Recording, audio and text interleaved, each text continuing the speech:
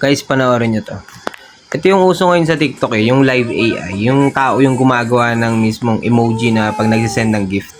Ito si Taipeng, baka kilala nyo yan. Sikat na sikat sa TikTok ngayon yan. Kasi grabe yung live niya, dami yung napapasayang tao. Ito pa yung malupit. May nagregalo sa kanya ng layon. Alam nyo ba kung magkano yung layon? Tigidan nyo. Tumataginting na 29,999 TikTok points. Alam nyo ba magkano yun sa peso?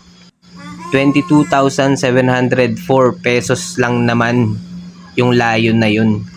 Tapos bukod pa dun yung mga na-receive niya na mga gift, na mga papiso-piso. Tapos may nagregalo pa kanina ng jeepney. Magkano yung jeepney? 1,999 TikTok points. Diba? Nagla-live lang siya pero grabe yung kita niya. Nag-i-enjoy na siya sa ginagawa niya. Tapos, ang laki pa ng kita niya. Napag-isip-isip ko nga, parang gusto ko nang mag-AI live na rin. Pero grabe, solid yan si Taiping. Saludo ako sa'yo, bossing, kasi ang dami mong napapasayang tao. Pagpatuloy mo lang yan.